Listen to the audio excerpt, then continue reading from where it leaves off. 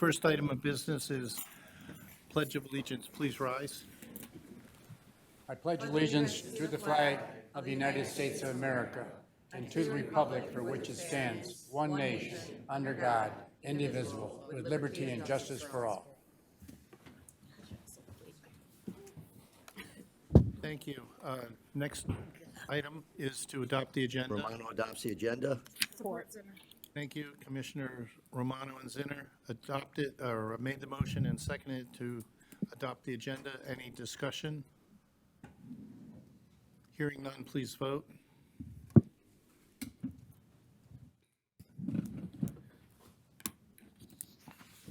Motion passes 11-0. Thank you. Next is the approval of minutes of the Joint Internal Services and Health and Human Services Committees from April 9th. Like a motion to approve. So moved, Perna. Support. Thank you, Commissioners Perna and Grote made the motion and seconded it to approve this. Any discussion? Hearing none, please vote.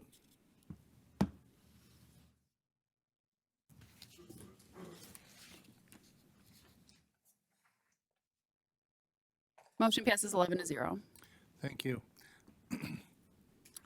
Item 5, public participation. This is the first opportunity for public participation for anybody who wishes to speak for a maximum of 3 minutes on any item that's on today's agenda. There'll be an opportunity later to speak on any subject. Public participation for items on today's agenda. Anyone for speaking on today's agenda items? Come to the podium, please. This is on today's agenda items only. Oh, okay. No, that's okay. We'll catch you at the second one. Okay, we'll close public participation and move into Internal Services Department recommendations. First, we have Auger, Klein, Architects, professional architecture services for the Treasurer's Office renovations for $53,300. I'd like a motion to move to full board. So moved by Nard. Support, Zinner. Thank you. Commissioners Nard and Zinner made the motion and seconded it to move this item to full board meeting. Ben? Good afternoon, Commissioners. Item 6A, contract with Auger, Klein, or AKA Architects for professional architectural engineering services and construction administration for Treasurer's Office modifications. This design and engineering service is related to miscellaneous modifications as requested by the Treasurer's Office. The Treasurer's Office floor in the Administration Building has not undergone any significant upgrades since the opening of the building in the late 90s. Funding for this design and eventual project will come from the Treasurer's Delinquent Tax Revolving Fund. Design and construction documentation will take an estimated 11 weeks. Once complete, the project will be published for public bid with help of purchasing. Thank you. Yes, sir. Commissioner Sabatini. Thank you, Chair. Hey, Ben. Hi. You said that the funds are coming from the tax delinquent fund, revolving fund? Is that correct? I brought back up, as I normally do, I brought Skip to explain the funding. This is not clearly not my normal funding source, but he could speak to the Afternoon. funding. Good question. Yeah, the entirety of the project that's going to be placed before the board, Mr. Rock has authorized delinquent tax revolving funds monies to be used for pursuant to statute. That would be an appropriate use. We've cleared that through legal. That way we don't have to impact the general fund, which, by the way, as you know, delinquent tax revolving fund traditionally contributes a surplus of $8 million a year. Operating costs for the Treasurer's Office about $3.75 million. So there's a surplus of a surplus that goes in the general fund from us. So essentially, Treasurer Rock has decided we'll pay for this ourselves. It's a complete retrofit of the second floor, including furnishings, wall coverings, electrical drops, computer upgrades, drops for those, and carpeting, none of which has been done in 25 plus years. First of all, I'm not opposed with the renovation. I'm opposed to where the money's coming from. The tax revolving fund, you quoted statute, Skip. Yep, The tax revolving fund was created by this board. That's for a correct. specific reason. I Yes. don't believe it was specifically created to renovate the treasurer's office? Actually, the delinquent tax revolving fund, once established by a board of commissioners of any county, including a charter county such as Macomb, and I don't want to speak for Corporation Counsel, he can speak for us on that issue, and certainly can issue, Mr. Creech is prepared to issue an opinion letter on it. Those funds are at the discretion of the treasurer. They must be used specifically for treasury operations, and if used at all in that regard. The surplus declaration, which comes on an annualized basis, is a declaration that's made at the discretion of the treasurer, take into account the amount of the fund and any potential use of the fund or claim against the fund. We currently have litigation pending against the county, many counties, regarding delinquent tax revolving fund monies. And we are calculating the surplus based on that on an annualized basis, and the use of the funds for this purpose has been cleared by legal.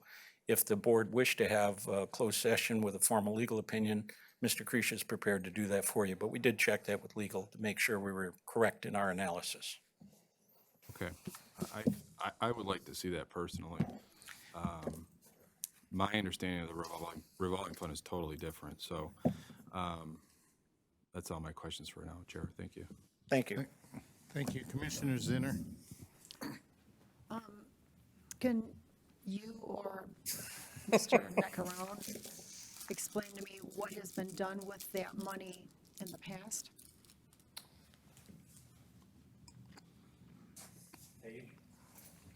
We're in page, yeah. That's good.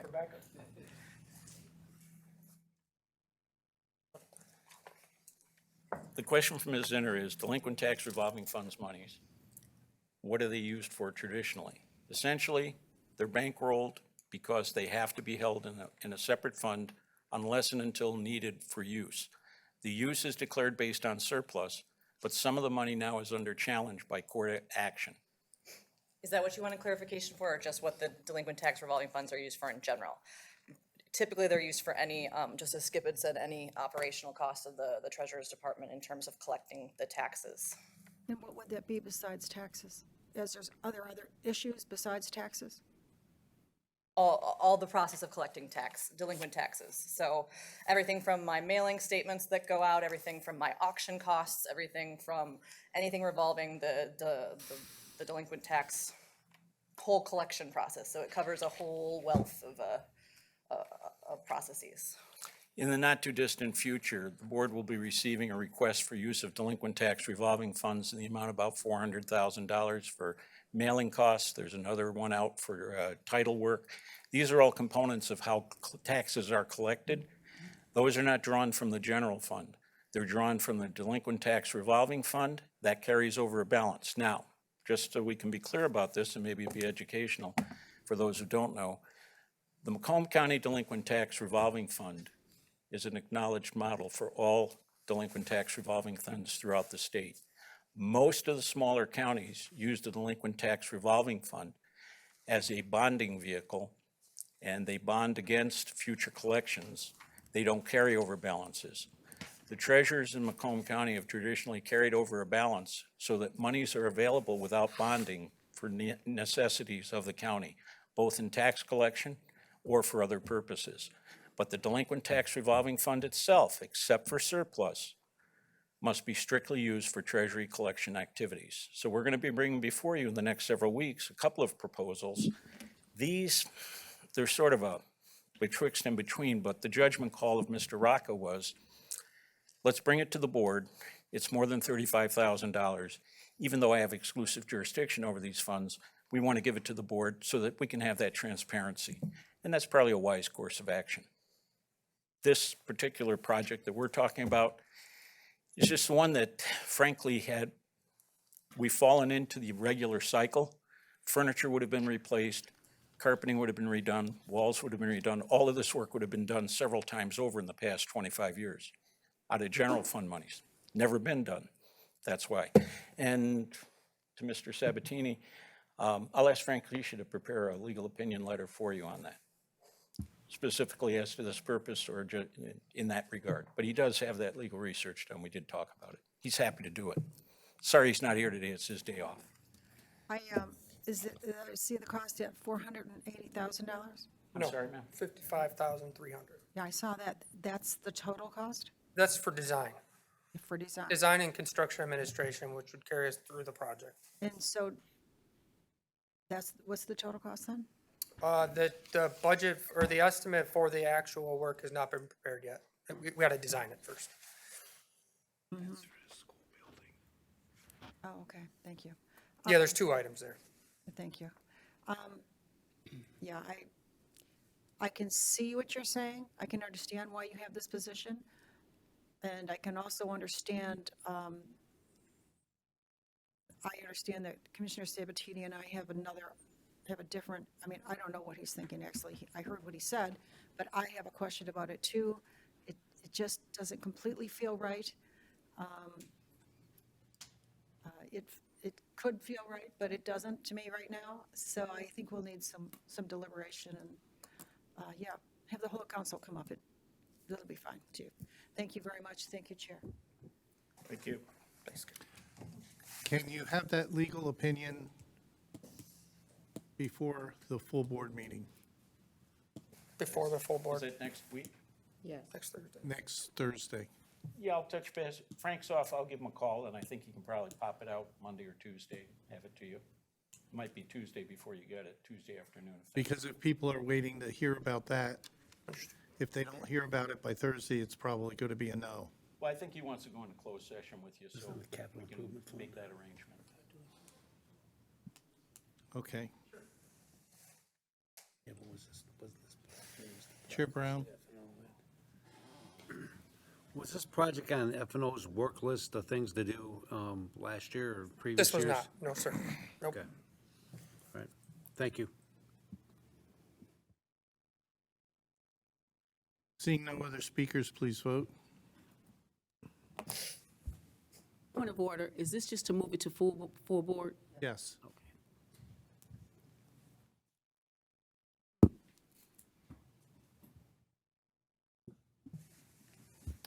Did the vote come up? It did. Did yours not prompt? Right, I don't have a vote. If you want a voice vote, I can add it in. I'm going to say no at this time. Okay. Thank you. I also need votes from Chair Brown Yes. and Commissioner Sabatini.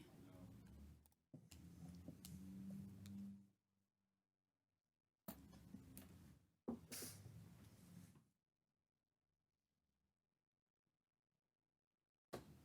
think that's everyone. Motion fails 6-5. Commissioners Grote, Kraft, Sabatini, Wallace, and Zinner voting no.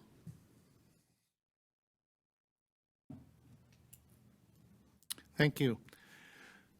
Item 6B, contract with Auger, Klein, Architects for professional services for the renovation of the former Faith Christian School for $460,000. I need a motion to move the full board. Support. Thank you. Commissioners Wallace and Nard made the motion and seconded it to move this item to full board. Ben? Item 6B is a contract with Auger, Klein, Architects, AKA Professional Architectural Engineering Services and Construction Administration for renovations to the former Faith Christian School.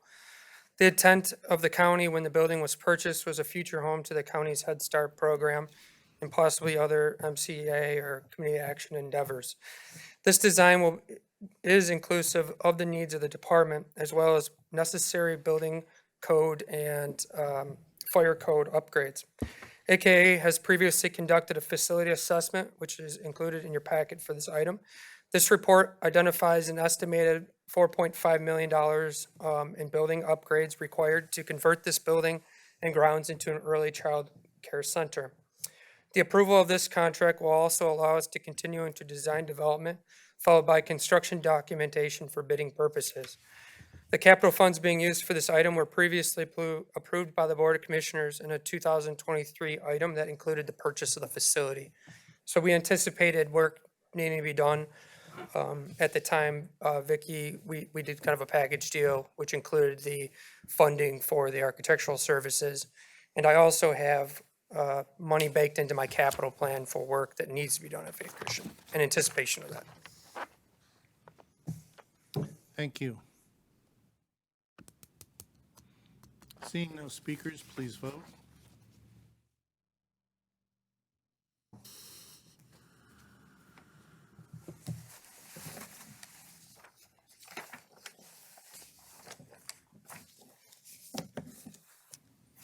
Yes.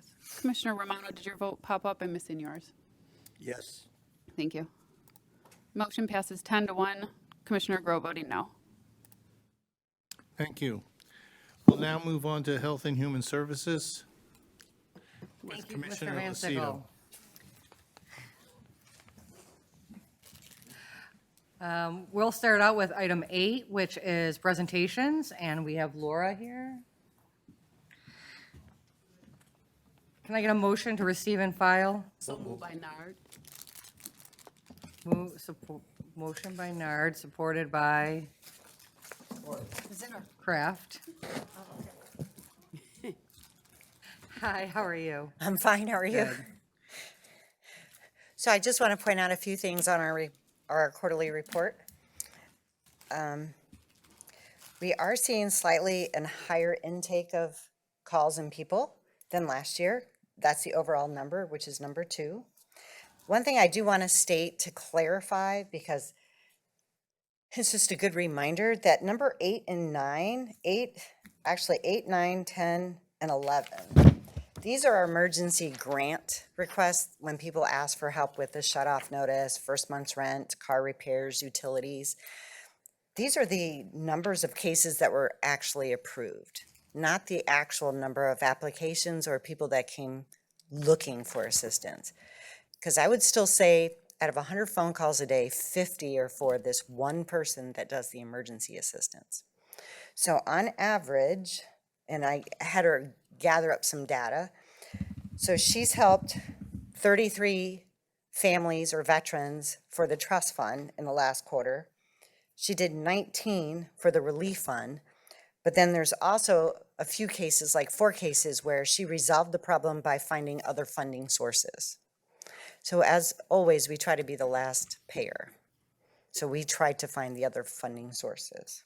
Some other things to bring up that I didn't mention on here was we've always, for the last probably 4 years, we've had a problem with our Wi-Fi, where we have been to my office, we have no windows. No Wi-Fi means no connectivity whatsoever for your customers or for your cell phone. So if the Wi-Fi works in the office, like you can go to the guest wireless Wi-Fi, that's for internet. That's not for your phone.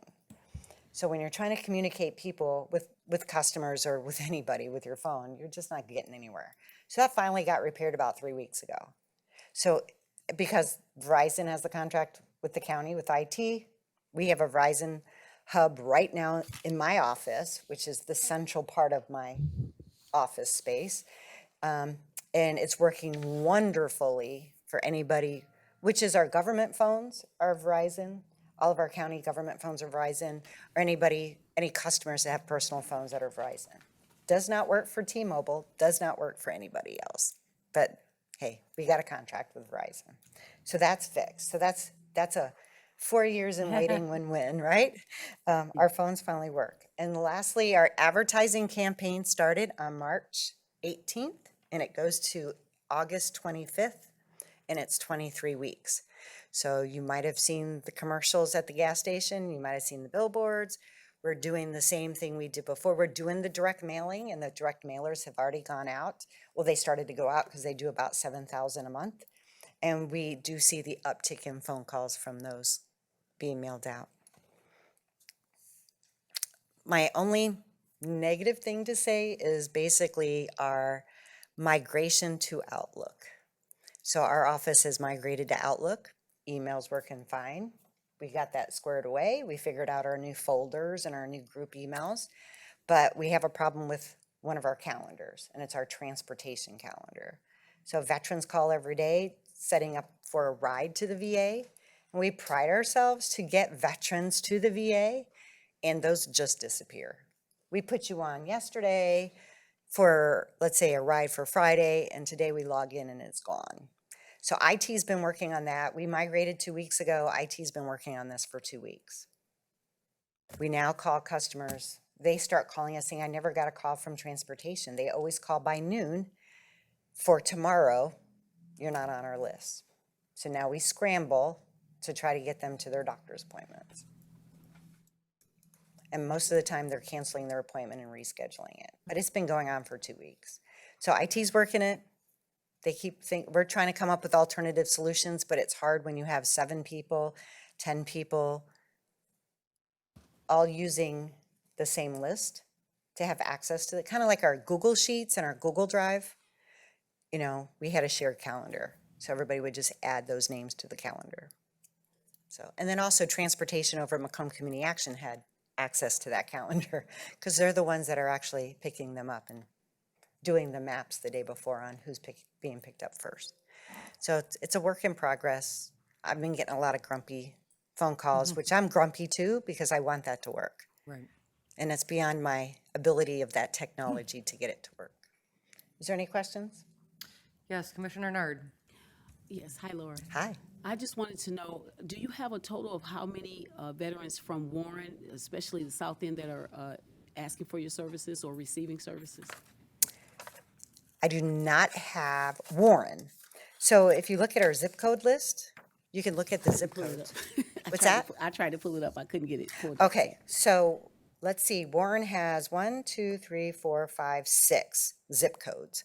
And one of them doesn't count because it's TACOM. And we don't have any houses there and we don't pick people up there. So, but we have 100, 200, 300, 400.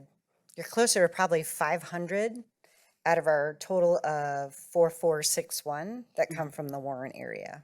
Okay. All right. Because we're tracking zip codes. Okay. Thank you. So the 400 is the amount of veterans that are being serviced?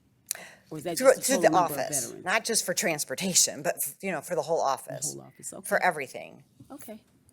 Oh, here you go. Thank you. Commissioner Brown. Thank you. I want to thank your department for staffing the veteran outreach. I had it with one of the VFW posts in Romeo last week. And as you know, the department's worked with me for many years doing those outreach services. And I had 3 VFW posts in my old district. I've only got 2 now. And so we do those continually, and the people appreciate the service. But the thing that I noticed, and this is a credit to you and your work that your department's done over the years, is that the need for services is becoming less. They're not coming in the numbers they were before because I really think they're getting more service. Your team is more in the posts, servicing them regularly. There's a lot more outreach to the veterans, and the number of people coming to these outreaches that I've been doing is less than it used to be. Correct. And so I attribute, that's a good thing, I think. I think that's a good thing because we've It is a been good doing our thing. job. That's We're exactly what I'm saying. we're getting there, yeah. I'm letting it, because I mean, it was definitely well promoted. In fact, probably the best promotion I've done, letting people know what was going on out there, and people are getting service, is what it indicates to me. And so I think that's a credit, again, to what we've been able to do as a county, supporting our Veterans Department and getting the word out and adding staff and getting the word out through your advertising campaigns, plus whatever you got, plus every other organization, the state's doing things as well. But it's a credit that we're paying attention to veterans in this county, and they're getting the service that they need. And we're not missing too many people out there, I don't think. So We have an outreach next week also. out in Richmond, I've got one next week in Richmond. Right. And that It's on our calendar, but I have no staff. Okay, well, So you better find somebody. I do have someone going, and it's the mental health navigator, but our 9 service officers are going to the national conference. So we have some doing it by Zoom, and unfortunately, since it's Denver time, Zoom ends at 7 or 6, and there's 4 of us going in person. Well, you'll have to figure it out, but I'm Oh, sure no, someone will be there. we have it covered. We have it Oh, covered. very good. Diane Lasky is our mental health navigator that works for CMH, and she's a veteran, and she only, she's an extension of our office, and she's easy to step up to the plate when we're not available to step up. All your team's great. The staff has been outstanding. They always have been, so I'm not worried about it, so. And I next just- week also, the VA hospital is doing a event at the community college I'm not sure which campus, but they're doing a big, huge event. And when they do that, they bring out the doctors, they bring out registration, they have the service officers there to do claims. So the ultimate goal is, hey, you want some services today? We're gonna take care, we're gonna do your application, you're gonna see a doctor, you're gonna leave, and you're gonna have 90% of that done. So the only thing is, we don't have a huge turnout. The last one we did like a year or so ago, it was in Warren. It was 2023, at the end of 2022. It was in, not Warren. Bruce Post, which is is that St. Clair Shores? Yeah, so it was St. Clair Shores. I roll in there thinking, oh gosh, we don't have a lot of people coming out because I think we do a great job marketing. And there was 130 people there wanting their claims done. And of course, most of them were from Wayne County, so, because it was really close to Grosse Pointe. But I'm like, hey, we were there. We had more people than I expected. So I hope there's a great turnout, because it's great when they bring the doctors with them, so you can have exams. And they're also in the process, the last I heard, it's either going to be it's going to be at the Macomb Community College, or it's going to be on Selfridge, where they're going to have a clinic, a VA clinic. But it's not going to be full-time. It's going to be like 1 day a month, 2 days a month, or something like that. So that's great. Well, they're trying to do more outreach. Well, keep up the good work. What you're doing is working, and we're glad of that. So thank If you want more veterans to come, offer a lot of food. I'm just saying. Well, Just offer food and they'll tend to migrate. Oh, look, there's a free dinner. So, but that's. we'll have a kitchen open at the one in Richmond, so if they, Yeah. but if you're looking for a free meal, maybe. Yeah, well, you're having it at the VFW, so I mean, the VFWs have burgers and french fries. Very good. Thank you, anything. Mr. Chair. Commissioner Madam Zinner. Chairwoman. Thank you, Chair. I have run into several veterans who like going to Yale. They said I go it's to Yale. really- Yeah, it isn't that much further, and you're driving in the country. The service is great. They're very happy in Yale.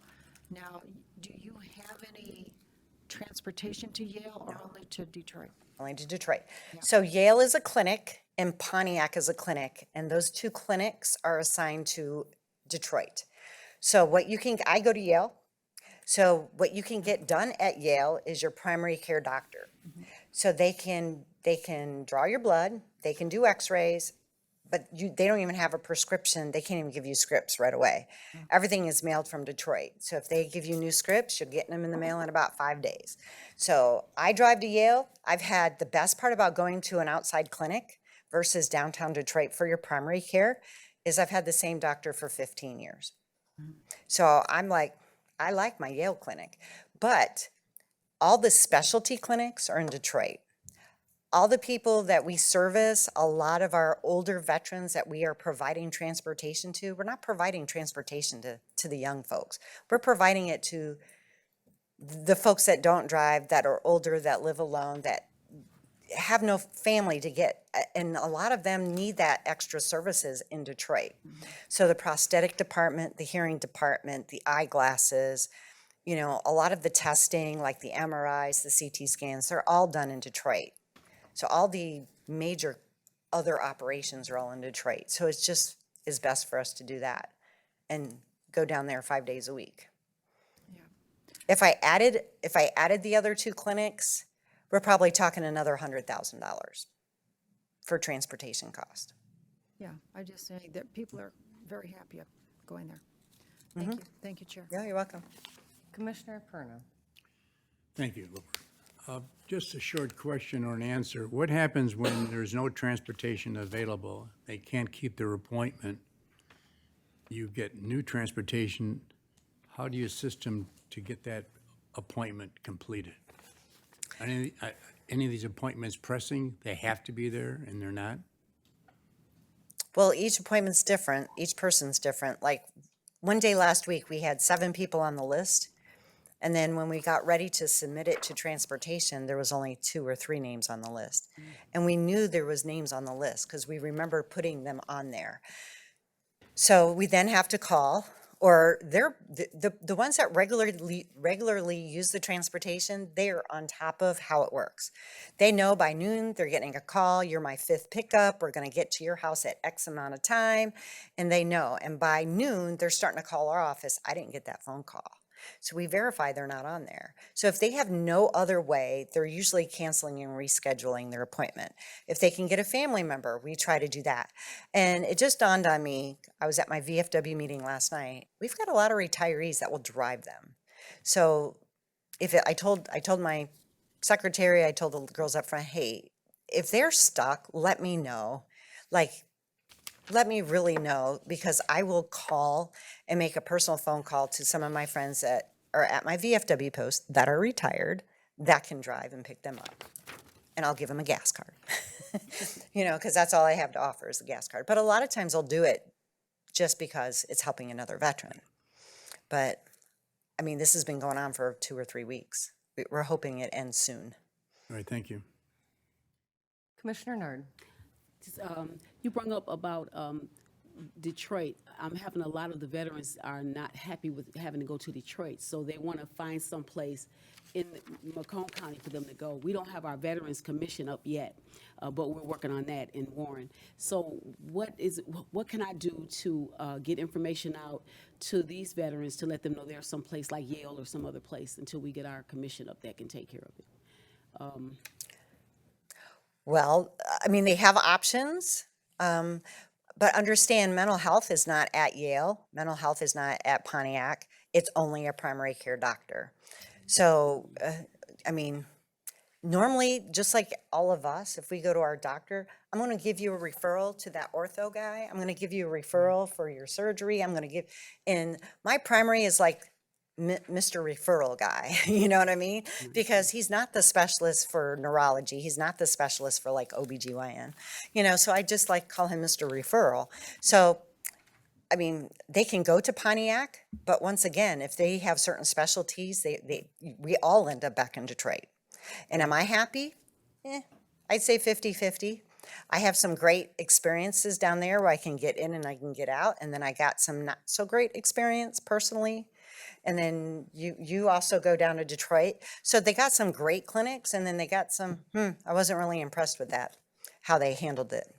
I mean, I went there for a stress test, personally. So we know what a stress test is. You get on a treadmill, you do your thing. I got an appointment. It says you're going to be here 2 hours. I'm like, okay, I can manage that.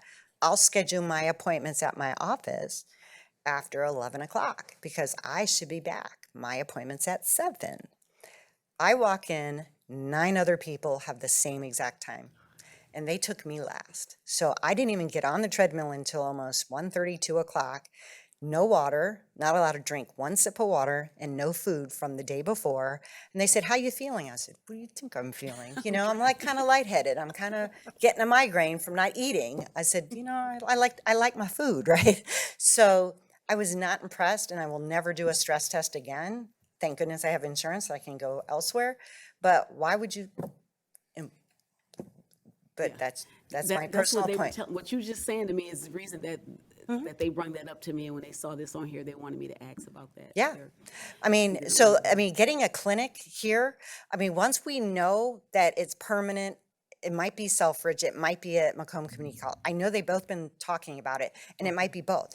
It might be 1 day a week at Macomb Community College. Well, that would be awesome, because if it's just primary care, show up, and that would be, then you don't have to drive to Detroit. You don't have to go somewhere else. Do you have mobile clinics?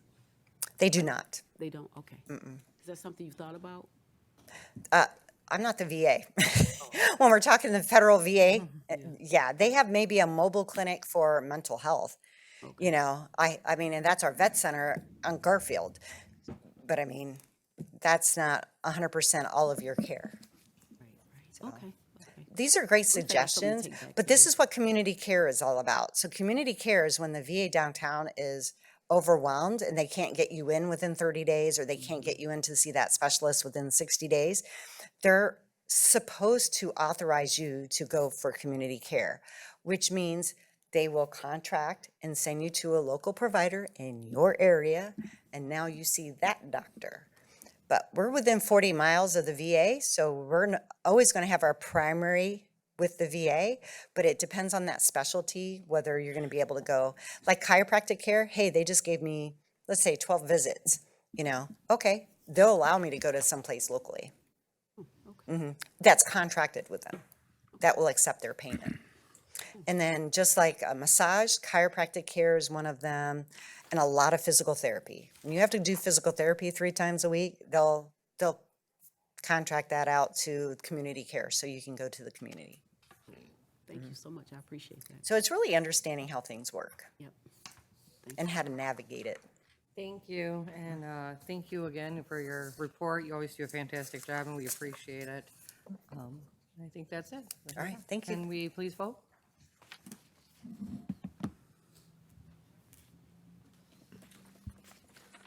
Lucido, yes. Zinner, yes. Motion passes 11-0. All right, moving on to item 9, department recommendations, starting with a budget amendment for local water utility affordable agreement. We have Director Scott here. Can I get a motion to recommend to full board? So moved by Nard, support. Support by motion by Nard, support by Grott. Hello, how are you? I'm good. How is everyone today? Good enough. So thanks for your time this afternoon. What we have in front of us is a budget amendment. MDHHS provided a grant to us for local water utility affordability in the amount of $1 million. And those dollars will be available to spend against through the rest of this calendar year and into next program year through the end of the fiscal year, which would be September 30th. These are dollars that we use to provide assistance to people who are struggling with water affordability. So if they meet our income eligibility requirements and are facing water shutoff, if they are facing perhaps a plumbing repair that needs to be done that's causing excessive water usage, these are dollars that we can use to help assist them with that. All right, thank you. Seeing no Commissioner Brown. Thank you. Why aren't they using the DW or the Detroit Water Systems affordability plan? They've got money that we pay out of our rates to take care of people that can't afford their water bills. What, is this a duplication?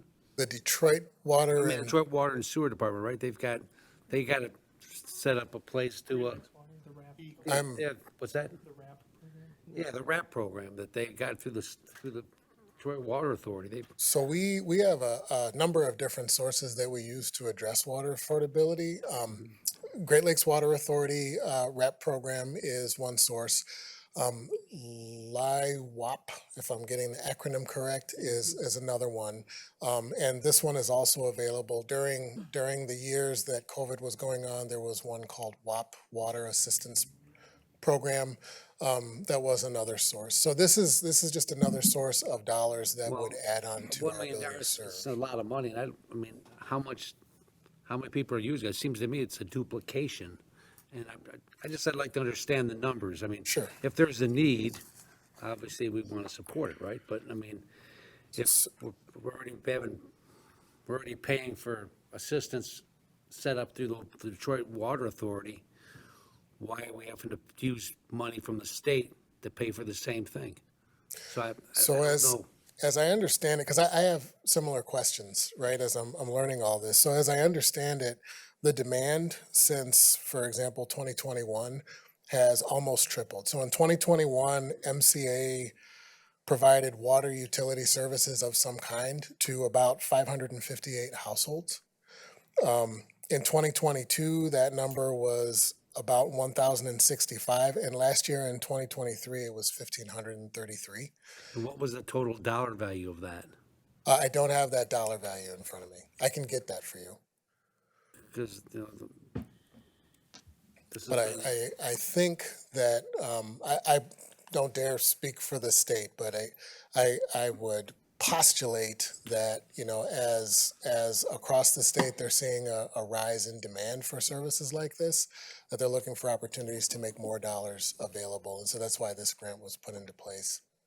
well, there's a big debate about the state, passing the hat to pay water bills of this type to people across the state.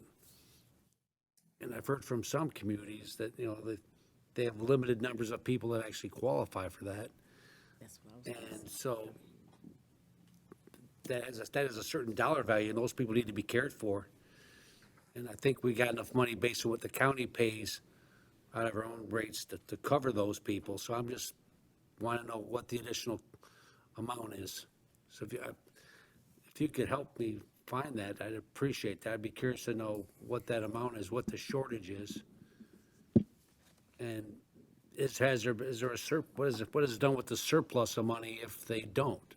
And where's the accountability in terms of where that money's being applied and, you know, how much? So we know what, you know, where the demand is, and, you know, we can be aware of it. So would you like the spending figures for the previous years that I mentioned? Yeah, then? Is that'd that be what you're helpful looking so we for? know Okay. what we're talking about. And, I mean, if there's a huge need, then, well, I'll learn something, but we don't want to be paying double. Sure. So anyway, thank you. Yeah, Mr. Scott, I think kind of what we're looking at, what he's asking about is like, can you get how much we actually receive from GLWA through the REP program? Like what the Macomb County receives? Can you get that number also? Along with like how much you guys spend every year approximately on water affordability? Commissioner Sabatini. Thank you, Chair. Hey, Ed. Hey. Great questions from Commissioner Brown. Some of them were mine, but I'll give him kudos. Two other questions that I did have. What is the income eligibility number for this program specifically? So I don't have that exact number, but we operate according to the federal poverty guidelines. And I believe I sent those over a few weeks ago to all of you guys because we had talked about it the last time I was in front of you. I can provide it again if you need it, but it's based on a certain level of income and the number of people in the household. And many of our programs, including ones connected with water, typically operate on a 200% of the federal poverty guideline in order to qualify. Okay. So, and I would assume these are what, single-family homes, condominiums? Yes. Okay. Second question, in regards to if and obviously these are grant dollars coming from the state of Michigan, so they're earmarking these for us. What's the total amount of the entire grant that the state of Michigan is distributing across the state with this type of program? I would have to get that for The you. only reason I asked that is because Commissioner Brown asked specifically, you know, as ratepayers for GLWA, we're all paying into a program, yet the state is earmarking funds through grant programs that's doing theoretically the exact same thing. We've already debated this item in depth here. That's not really the context. I'm just trying to understand how much money is really in this bin that the state's using that they're either trying to put in a different area through legislation, and what's our total tab with the GLWA, which Commissioner Brown had already asked. So I'm just trying to get some hard numbers on that, if we Yeah, could. I'm happy to, I will pull those and I'll send them over. I do want to just mention, because, you know, there's been this ongoing discussion. We've had some conversations with our representative from GLWA and looking at where we sit this year so far, you know, in terms of that spending. The 2023-24 program year that we're currently in, as I understand it, is the first time in a very long time that we actually are going to be spent through our allocation that's provided by GLWA. We won't be overspent significantly, but we're at a point where the dollars that are available to us, we're basically going to hit zero by the end of the program year. And so these dollars give us a cushion, the ability to enroll additional households who come to us seeking assistance, and also, like I said, to be able to address those plumbing issues that might pop up in people's homes that they can't afford to fix. But I will get that exact number for you for the GLWA funds, and I'll see what I can do as far as finding the overall amount that's going to get That would be distributed to the great. state. And Yeah. just really quick on your point on the plumbing issues. So of the program, what's the percentage being used towards plumbing programs? Is it, plumbing. you know, a substantial amount, or is it all specifically due to usage? Again, I'll get that percentage for you. I do know that water-based dollars go to pay arrears in water bills. Specifically, RAP dollars go towards sort of an ongoing monthly support to pay water bills. And then there's a certain amount that is geared towards those plumbing fixes. Great, thank you. Thank you, Chair. Commissioner Van Sickle. Thank you, Chair. Good afternoon. Good afternoon. If I'm understanding the conversation so far, in addition to Eagles RAP program, there's other programs that help? Yes, that's correct. They're all administered by their own organizations? Yes, essentially. So there's GLWA. These particular dollars that we're talking about today are from the Department of Health and Human Services. There is the one other MDHHS program, the LIWAP. Who does coordination of benefits so that there aren't double dippers or triple dippers or whatever? That is a good question. Internally, when a household comes to us, they are working with a specialist who is connecting them with different resources available to them. And so I would say in an individual case, it's us monitoring what sources are being used to help people. But if somebody goes to the RAP program, can they go to another program and ask them to pay the same bill? Not within community action. I don't know if they were to approach an outside entity. I wouldn't be aware. Does everybody have to go through community action? Yes. Okay. In Macomb County, we are who administers the RAP program specifically. So there is a one point of contact in Macomb County? Yes. That's a good thing. Thank you. Thank you, Chair. You're welcome. Commissioner Center. Thank you, Chair. I'm with the same thought as the two commissioners before Commissioner Van Sickle, in that I want to make sure that the money, if it's granted, is going to the individuals who need the money, where the previous situation that we voted on was not going to be the situation. The people weren't going to get it. So we want to make sure that if that's voted on, that they actually get the money and not another entity. Thank you. Thank you, Chair. Commissioner Nard. Hi. How you doing?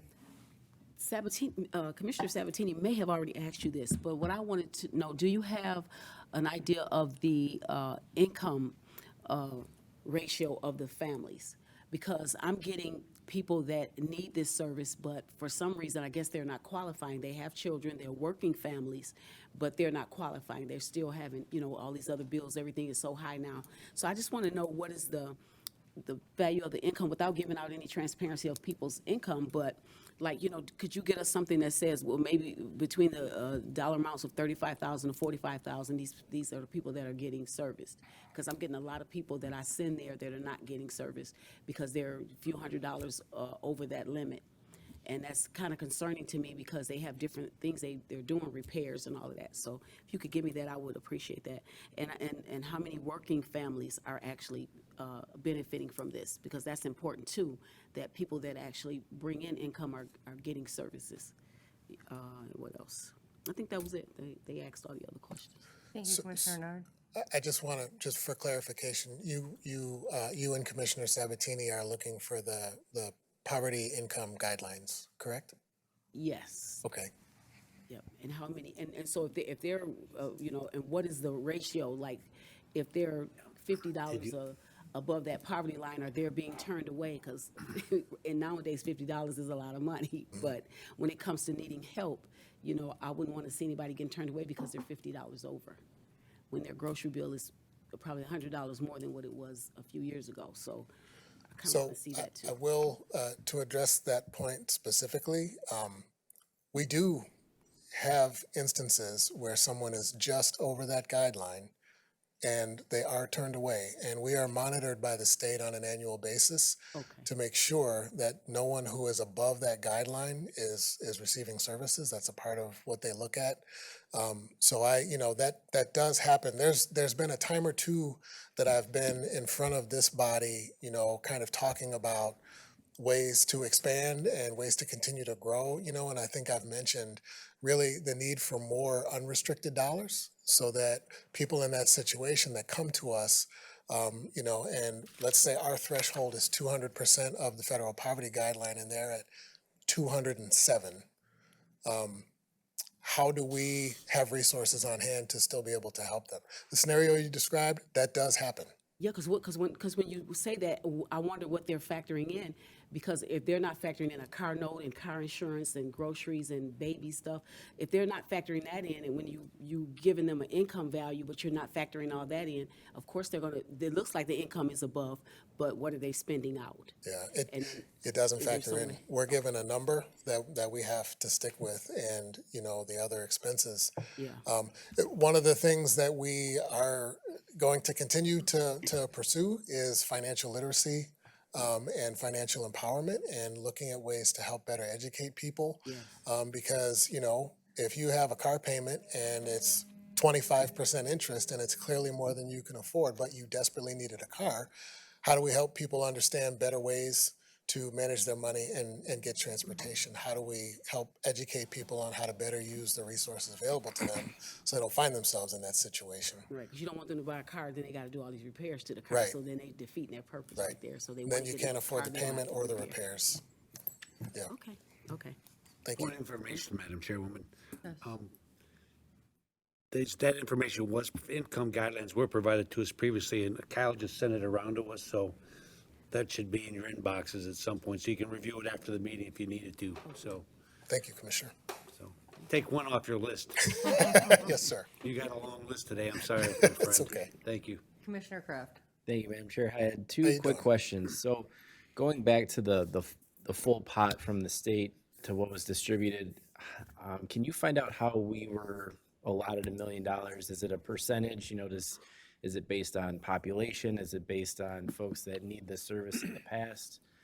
Just curious how we landed on a flat $1 million. It seems pretty exact. Yeah. And then secondly, when your department gets funding from multiple sources to solve a single problem, how are those funds expended? You know, there's the RAP program, there's this $1 million from DHHS, you know, there's another pot of money. They're all going to help the same issue. Is it, because if this $1 million isn't spent, that excess money goes back to the department, you know, what funds do we focus on spending first? Because if we could be spending this $1 million from the state and leave some over for the RAP program and keep it in that pot, you know, I'm just kind of wondering how you guys decide, or how that's decided, what money is expended first for folks that come and need assistance. So I've had that question myself, you know, and I've tried to do some digging to get an understanding of that. And I can provide you something in writing too, but it's kind of a delicate dance. So different pots of money have different program years. Some end July or June 30th, some end September 30th, some end December 31st. And it's looking at which ones we need to prioritize to spend down. In some cases, it's looking at which ones we're expecting to be renewed, and so we want to spend it all the way down so we can get a similar amount or more the following year. It's kind of a delicate dance that the intake specialists and the people working on this do. I'll put together something a little more formalized for Best you But can. yeah, we do have to take that into consideration. And even these dollars, right? So the documentation in front of you says that the period of time of this contract is through September 30th of this year, and that's very little time to spend $1 million. But behind the scenes, we know that it will also carry into next year as well. So Whatever you can get me to help would be I will. great. At CMH, we kind of deal with the same thing. You have so many different pots of money, and you know they all have different deadlines and for different projects and things Yeah. like that. So I was just curious how you guys navigated that. Thank you, Ed. Thank you, Madam Chair. Thank you. Thank you. Seeing no more speakers, can we please vote?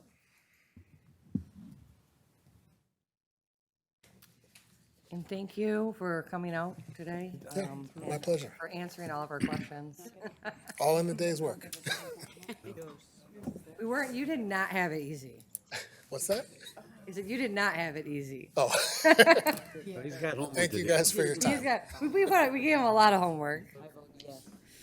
All right, and now we'll move on to items B and, oh yeah, That's right. Sorry. Motion passes 11-0. All right. Now we'll move on to items B and C. Michigan Housing Authority Development Housing Navigation Program and MDHHS Comprehensive Planning, Budgeting and Contracting, LHD Grant Amendment. So if we can please get a motion to move those both to full board. So moved by Nard. Motion and support. Andrew, how are you today? Good afternoon, Commissioners. How are you doing I'll give you a today? chance to go over both of them together. Okay, perfect. The first item on your agenda is a request for a budget amendment due to an increase or transfer of funding from MISHDA in the amount of 176 is the amendment amount. Overall, 210,000 is the total amount of the grant. And this is due to changes of the fiduciary role from McCrest to Macomb County Health and Community Services. These dollars will help support case management administration costs as a part of the MISHDA Home ARP H&P dollars that were awarded to us. Be happy to answer any questions you might have. No, we can continue on. No questions. Okay. Oh, now there is. Commissioner Brown. It just showed up. Did not jump on that quick enough. Yeah, you should have moved fast. Technology does not keep up with the fast pace of my mind. I guess not. Spare me. I like that answer. Is this providing a couple staff people? Is that what this is gonna do to fund? It helps offset costs actually in community action for their case management staff. So it'll offset their costs that they have of those staffing persons. That's what these grant funds will go directly towards. Okay, all right, thank you. Anyone else?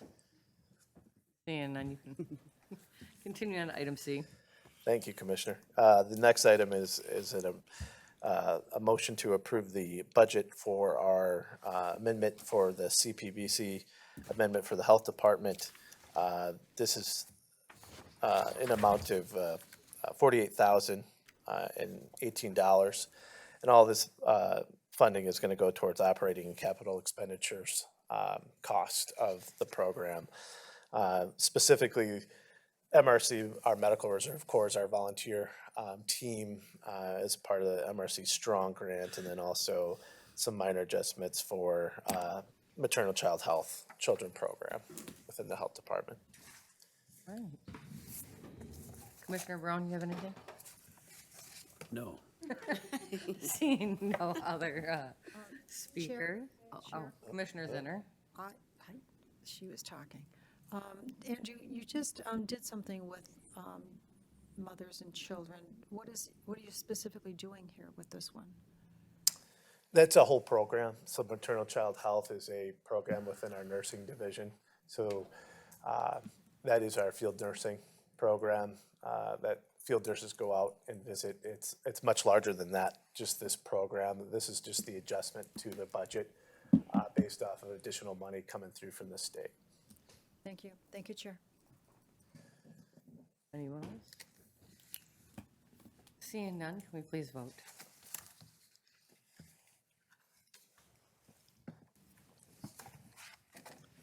Yes. Yes, Adriana. Motion passes 11-0. Thanks, Commissioners. Thank you, Andrew. Thank you. All right, and now we'll move on to Commissioner Perna for the Public Service Committee. Thank you, Commissioner Lucido. I would like to add, or combine rather, A, B, C, D, E, F, G, H, I, J, K, L, and M.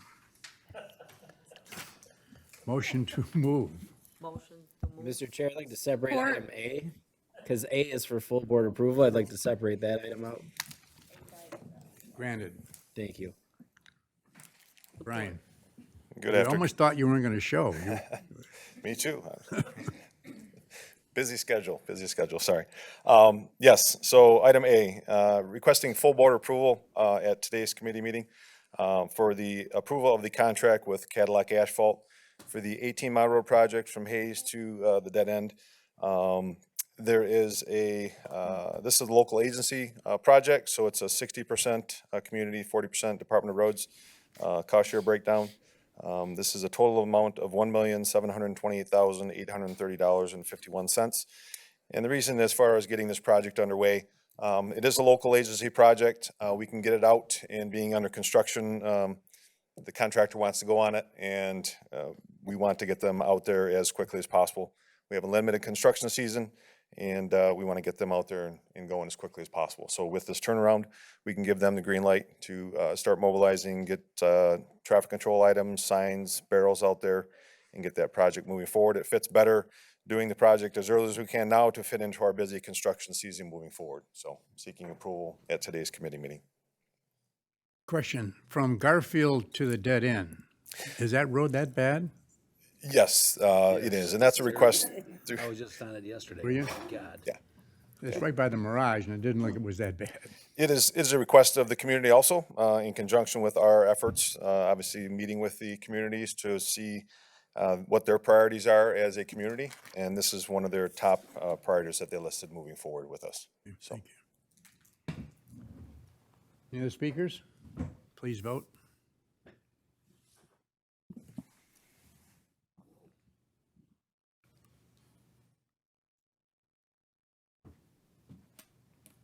Motion passes 10-0. Thank you. Great, Now thank we'll you. go through B through M. Item B would be a contract, Michigan Department of Transportation contract for the bridge rehabilitation and maintenance of 21 Mile Road Bridge project over the north branch of the Clinton River, which is in Macomb Township. Total cost of $769,000. There is a 80-20 split, so we get 80% state or federal funds, 20% local match. So our county cost is $153,800. So seeking approval of this MDOT contract. Any questions? Hearing none. Item C, which is another MDOT contract for the Garfield Road project from 14 Mile to 15 Mile Road. This is a capacity and reconstruct project going from a 2-lane to a 3-lane. Total remove and replace. Total cost of $8,384,000. Doors portion would be $760,848. So looking for approval of this MDOT contract moving forward. Any questions? If not, Item D would be contract, once again, MDOT, for school section road from Low Plank to Memphis Ridge, or M19. Total cost, $500,000. Department of Road costs would be $185,950 for that section of roadway. So seeking approval of that MDOT contract also. no questions? E? Item E is a local agency annual program, 2024 Guardrail Safety Project. Contract amount is $194,143.15. Our traffic department goes around annually, inspects all of our guardrail throughout the county, and comes up with a program to replace as needed sections that might have been damaged or deteriorated over time. So this is our program for this year, seeking approval of this 2024 contract. No questions? F? Item F is a cost share agreement, as is traditional with community schools or other entities that seek to have a traffic control device installed in the road right away. So this is a traffic control device at Shelby Road and Utica High School for the high school. So there is a cost share that's set up for the installation and annual maintenance costs and electric for that ongoing cost as the years progress once we install it. So seeking approval on the cost share agreement with Utica Community Schools for this location. No questions? E.G.? There was a rescind for cost share agreement, Armada Township North Avenue Bridge preventive maintenance over the east branch of the Coon Creek. These G through M are all similar in nature as they were presented to you previously.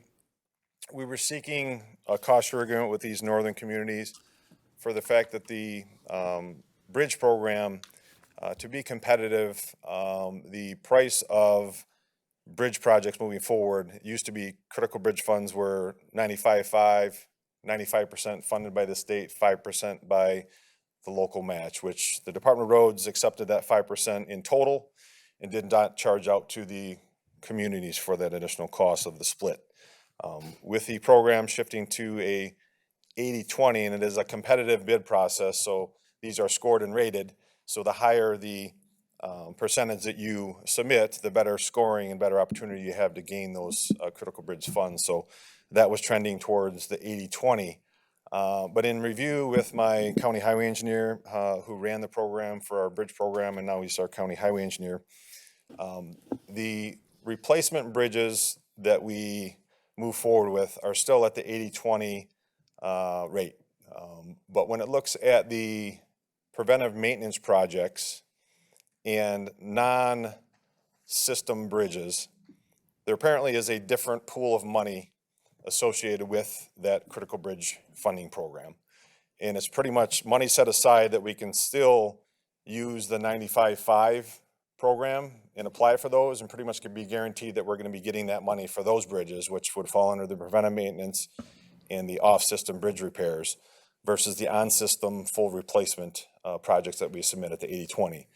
So in lieu of that switch, we originally wanted to, and we're progressing with cost share agreements with these northern communities in particular, at the 80-20 rate, 20% match, so 10% of construction costs to us, 10% to the community. We are switching back to the 95-5 with the preventive maintenance and off-system bridge program in the future, and didn't want to overly burden these communities with this and then switch back to the 95-5. So we are taking on the onus of the additional cost. We are absorbing this cost. It is addition to what we were thinking, but think it's only fair that we rescind these cost share agreements, pay for the program through our department, and then switch the 95-5 with the preventive maintenance and the off-system bridge program in the future. Stick with the 80-20 for the on-system bridge full replacements that we would be looking for the match with the 20% match money. But that's why you're seeing the rescinding of these before you today. Any questions on H through M?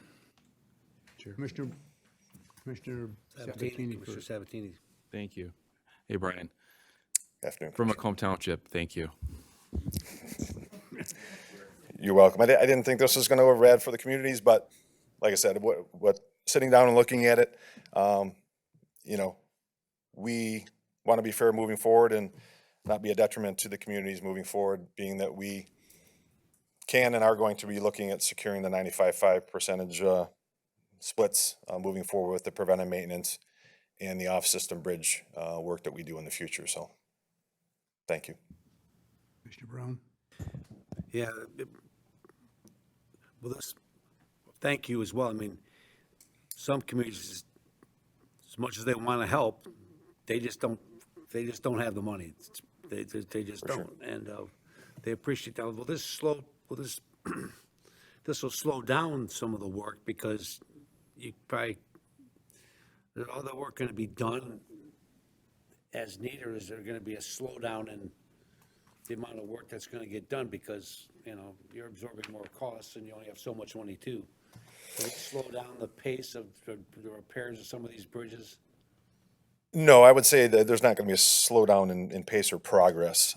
It's just aligning our program appropriately with the funding mechanisms that are available and realizing that the preventive maintenance and off-system bridge projects will still be competitive and have allocations of money consistently with those at the 95-5 rate and split versus the 80-20 with the on-system major bridge replacements moving forward. So, the counties often went out to ask the federal government and state government for money to fund roads. Haven't done it very often looking for money for bridges. I'd be happy to support you in this effort if you wanted to do that and try to, apply, do an ask or to push for them to release money that they have available for us to do this. Yeah, I appreciate that. And actually, MDOT and the state has recognized the need to fix not only their on-system state bridges on their state roadways, but also on local roadways as our own, which is represented by the Bridge Bundle program that MDOT has moved forward with, which basically pays for a lot of our bridge work. They had a phase one bundle. I know they're looking at a phase two. They had some CRISA dollars that were pulled back from that program, but they're still looking at maneuvering additional monies to supplement the CRISA funds to move that bridge bundle second phase forward, which we have, I think, 2 or 3 locations on that second bundle, but we did do, I think, 3 locations on the first bridge bundle, phase one, which was excellent for our community. I know we just went to DC to promote the bridge project on Metropolitan Parkway between Mound and Van Dyke. So we're looking at, a heavier lift. That's a $65 million project in total, as well as our southern portion of Mound between 8 Mile and 696, a 3 mile reconstruct. We want to finish that project to the south. So we went to DC a couple weeks ago promoting that to the legislators, senators, representatives, the DOT, and Governor Whitmer's office. So we're trying to do our part to, shake the tree and find money whenever we can to support our program moving forward in the community. So, Well, there's a lot of need out there, and again, we don't have enough money to take care of all the pressing needs that are out there. And correct. I mean, Lord knows your department hears enough about from me every time it rains, you hear from me about something, and there's just not enough resources to go around. So I'm glad to see that you guys did go out to Washington to get money again for helping out, and it's not easy what you guys have to do with the money you have available and the demands you have on you. And I want to let you know that I appreciate it, and it's difficult. It's not easy, and but communities that don't have any tax base enough to support these projects is, what are we going to do? We can't let the bridge collapse. For sure. So, I appreciate your support, Commissioner. but anyway, I appreciate it. Thank you, Mr. Chairman. Thank you. Any other speakers? Please vote.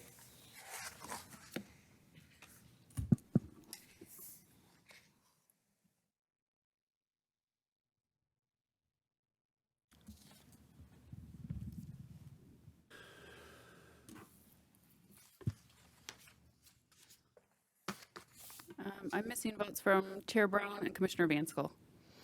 I pressed the button that said yes. That's okay. It's just slow today, I think. Motion passes 11-0. I know. Thank you, Commissioners. Thank Take you, care. Brian. Next item N. Vicky, So moved by Nard. you waited a Support long time. Vansickle. Good afternoon, Commissioners. We are seeking a resolution to approve a Brownfield plan for Premier Academy located at 55748 Van Dyke Avenue. If you guys recall from last month, we had presented 2 plans. So this is the third one that didn't make the cut for last month's board meeting, but we're looking at a investment of a total of $6.578 million. That includes land acquisition of the physical facility and the land, with a brownfield redevelopment capture of $632,439 for a 12-year period. Any speakers? None? Please vote.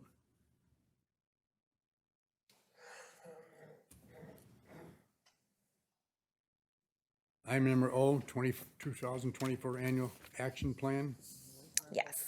We We didn't are vote. seeking approval. I'm missing a vote from Commissioner Sabatini. I don't think it went through for him. Thank you. Motion passes 11-0.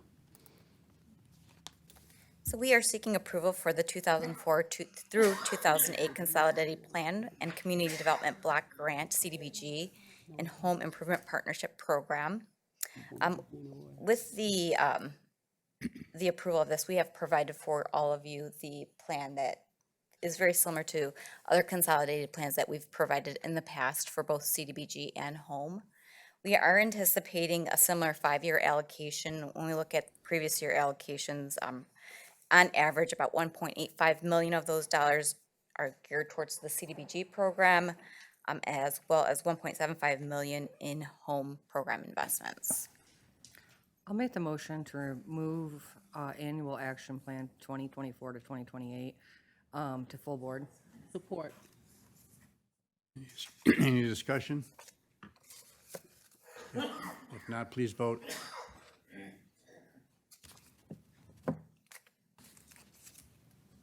Yes. Yes. Commissioner Zinner, did a vote come through for you? Yes. Thank you. Motion passes 11-0. Thank you. Thank you. Item 12, correspondence, motion to receive and file 12A and 12B. So moved by Nard. Support Wallace. Discussion?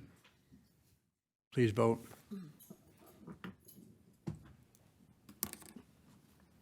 Yes.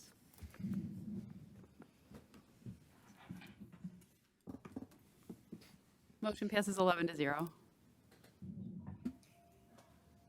Didn't get it that fast. Public participation. Anyone from the public wish to speak on any item they wish to speak on? You have 3 minutes. Please state your name and address, please. Hi, I'm Dr. Bisham Singh, 49460 Compass Point, Chesterfield, Michigan. I do have some handouts here, if someone Staff will get them for you, hold on.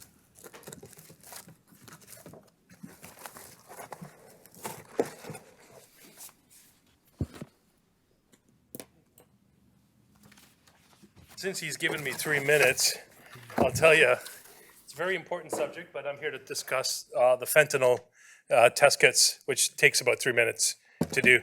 So what I've just sent you guys are test kits that test for fentanyl use and xylene. Xylene is more of a, so fentanyl is a narcotic and xylene is a tranquilizer. If you got xylene, you're dead. There is no treatment for xylene.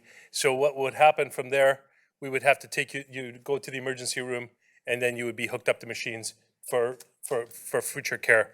So so what this is, obviously, you know the fentanyl problem that's growing in our country, and you can see 150 kids are dying each day. And since that's according to the CDC reports, what's going on is these things are being cooked in our backyards, little houses, rural areas. It doesn't matter anymore. The products are coming out of China, and what's going on is the potency is off. So, for example, you're getting kids that are dying. So they can take these drugs, 20 micrograms, they're okay. They're overdosed, but then they can go up to 800, 900 micrograms. They're dead. So this is what's happening. I've seen this too many times. And so this test kit, and so the Chinese make the test kits as well, but they test 800 micrograms. This one tests 20 micrograms. It's made in the United States, and it's here, and it's available. And so this kit, I want to get into I've talked to many of the Sheriff's Department. I would like to get these kits into the hands of our law enforcement, our ambulance, and our schools. They're less than a couple bucks. They're $2 or so. And it takes about 3 minutes. I can go and explain this in the future, but it's self-explanatory. Bottle cap, take it out. Wear gloves. You put it in the cap, and a principal, a teacher, a law enforcement officer can test the kit, just like what we were doing at COVID, and test it. And then from there, we would know that there were this was a narcotic. What's going on is law enforcement are going around. They're searching the cars. They wear gloves. They wear these little synthetic gloves, but sometimes they're sweating. They're going through their really high anxiety, border control as well. Then they're touching their face, or they're rubbing their sweat. They're overdosed. It's done. They're sitting down. If it depends on their weight, if they're smaller, they have a problem. So what's going on is I was in Washington, D.C. There's money earmarked for this. The drug enforcement, the DEA's got about 250, 300 million that's designated for fentanyl and for test kit. And so that money is actually going to each state. We know that money is in our state. They probably don't know what to do with it. I'm not saying that, but I'm just saying that unless we ask, okay? And if we don't ask, but I'd like to get this into all our schools, at least start with Macomb County. I know Wayne County, the sheriff was really interested in getting this going. And so I'm hoping to have your support in any way. my contacts on that, on the sheets, and You have 30 seconds. Jim Perna. But I put a sample kit in each in your folder, and you know, it's simple. You take it, you test it, you wear gloves, and if it is, then you know what you're dealing with, and you call the appropriate, which is the ambulance. Okay. Hopefully, we can get these into the homes as well for families. Thank you All right. very much. All Thank right. you. Thank you. Appreciate it. Mr. Romano, item 14, any comments? No, sir, thank you. Item 15, I Commissioner. should have a name here somewhere. Or maybe I didn't hit the right thing. She didn't hit the right thing. Motion to I should adjourn. be hitting Oh, right excuse here. me, I'm Excuse sorry. me, I want to hit the right thing. Motion to adjourn, no. Could I, What button? Give him my card if you want. Oh. Okay. Oh, now there's no speaker. There's no speakers. am I not there? Could I say something, Chair? Go ahead. Thank you so much. We had a vote yesterday, whenever we had the vote in regard to in regard to the 911, and some of us didn't agree with the other people. Some of us didn't agree to push that forward, and some people in the county may be untoward toward us. They may not be happy about that. But I think people should realize that that's a lot of money that's some money, and it can go on if the public accepts that. That's X amount of money for possibly an indefinite period of time. And I'm all for emergency care, police, fire. I've been in emergencies. I know what that's like. But citizens may be calling people. I mean, I personally think it should pass, but we are answerable to the citizens. And some citizens, when you start adding that up every month, it's costly for them. And they don't think they need to have another thing. They don't understand the situations. And if you have a lot of citizens contacting you, yes, more than one or two, it is concerning to them. And I think people have to realize that, yes, I think it will pass. I don't know if it's going to pass. But there are reasons why people vote the way they do. And it's nothing against the 911 services. Everybody would like to have 911 services. And it's, like I say, it's not disrespectful toward them, but we are answerable to the citizens.